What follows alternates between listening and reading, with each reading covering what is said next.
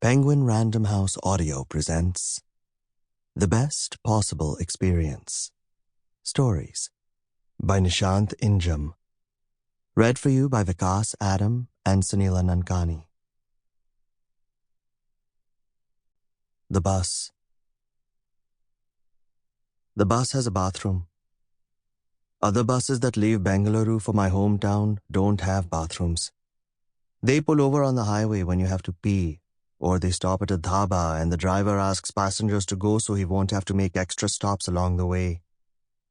The bus is a luxury coach, dark brown from the outside. It has a 32-inch TV and reclining seats and air conditioning, all of which makes me think, what a good deal. It's the Diwali weekend, and every long-distance coach is full of techies going home. Securing a ticket was impossible, but then I came across a new office at the back of the bus station, a travel company by the name of Alfonso Tours, and they made it happen. The driver is busy tinkering with a hearing aid as I get on the bus. "Don't use the bathroom for number 2, only number 1, he says, not bothering to look up. I feel the air conditioning already. Sweet.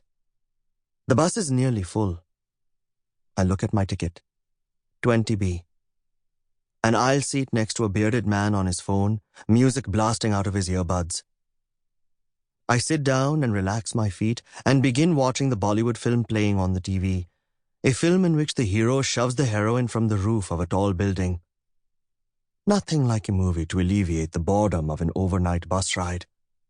We're past the outskirts of the city now, and farmland has started to appear on either side of the road. I haven't gone home in months, and I'm torn. Can you tell, Key? An hour passes. The bearded man takes a selfie and posts it on Instagram. I turn my neck to stretch, and the seat behind me is empty. I remember seeing an old woman with a large nose there, and I can't tell if she's moved to a different seat or if I'm confusing her with someone I know from somewhere else. My eyes fall on the bathroom. That's it. She's gone to the restroom. But then a passenger in the front, a burly man in 5D, stands up and closes the bathroom door behind him. I turn to my back and count 6 empty seats in the dark. I don't remember seeing so many empty seats when I got on. Weird. Must be exhaustion. I continue watching the movie. 5 minutes later, my eyes drift toward the bathroom. The burly man still hasn't come out. 5D is empty, and I'm disgusted. This man hasn't listened to what the driver said. Instead, he's taking an extraordinary dump. People are like that, I guess. A lot of passengers are sleeping, some snoring. The bearded man next to me is watching a YouTube video on his phone. A man keeps springing a toy snake in people's faces and capturing their reactions. My neighbor laughs whenever the prank results in an especially outsized response. I try sleeping, but the movie is loud. I take deep breaths, but sleep doesn't come. I can sleep on the bus only if I'm in a window seat. You know that, Kay. You must remember the time we went on a school picnic and you took the window seat, not on the way to the orchard, but on the way back home. Our bellies were stuffed with mangoes, and I told you the bus would make me puke if I didn't have the window, and you called my bluff, and we fought over it. God, the kids we were.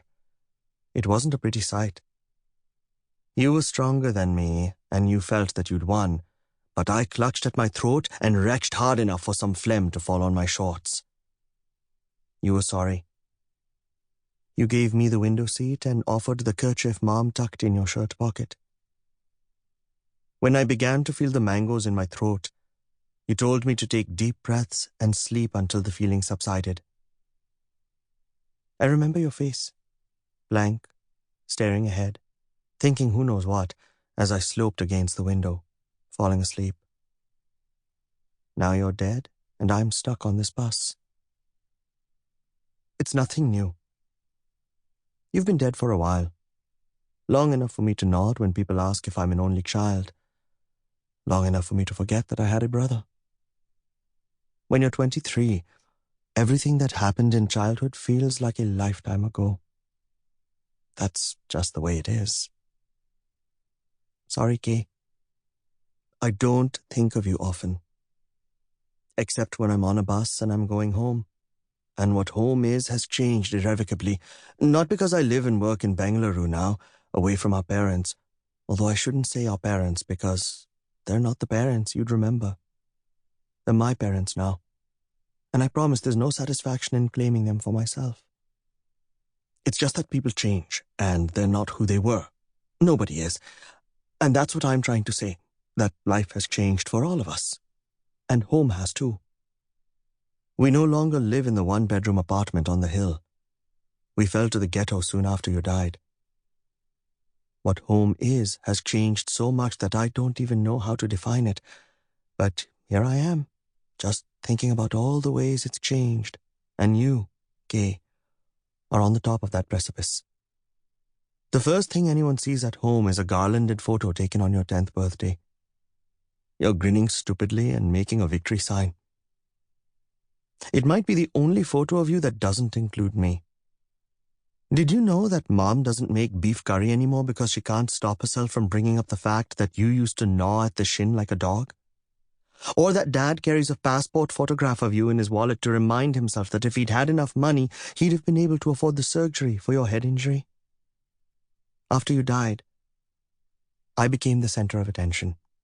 Not right away, of course, but with time, which is what I'd always wanted, but not like that. You were always their favorite. You could make them laugh, make them feel like parents. I just make them feel like needy children now. I send them money, but I never answer their calls or tell them about my life in the city. What's there to tell? I don't go home except when Mom pleads and pleads. When I'm home, how can I ignore your stupid grin? How can I take their attention all for myself? I never have this problem in the city. There, people just see me as me. They don't think of me as a stand-in for the other. I open my eyes. 5D is still empty.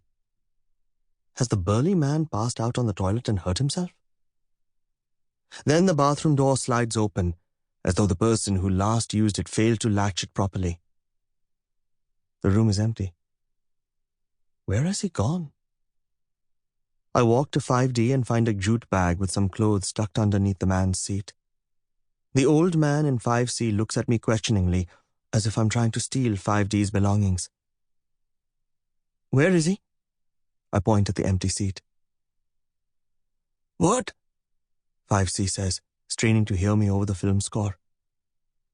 The man who was sitting here. Where did he go? Toilet, 5C says, his eyes traveling to the half-open bathroom door. He stands up. Babu? He looks up and down the aisle. Where did Babu go? Are you two related? He's my son. 5C steps into the aisle, using his cane. Babu? I feel bad for worrying him. He's probably just chatting with the driver. I can check. The toilet, he says, as if he must pee first. On the TV, the hero is dancing with the heroine in the Alps. The heroine is not wearing a lot of clothing, but the hero has a down coat. I watch them gyrate. The movie is old. I've seen it before. I sit in 5D and wait for the old man to return. I'm used to waiting. It's what I do for work. I spend hours on call providing technical support for Bank of America's internal ticketing system. I sit in meetings all night listening to the front-end team onshore and pick up phrases like, have a good weekend, knock on wood, tell me about it. The song ends and the couple jumps from dancing in the Alps to the confines of an apartment in Mumbai. Remember when we joked about that, Kay? You said that only ghosts can travel that quickly, and you made creepy whistling noises. I asked you to stop, but you wouldn't.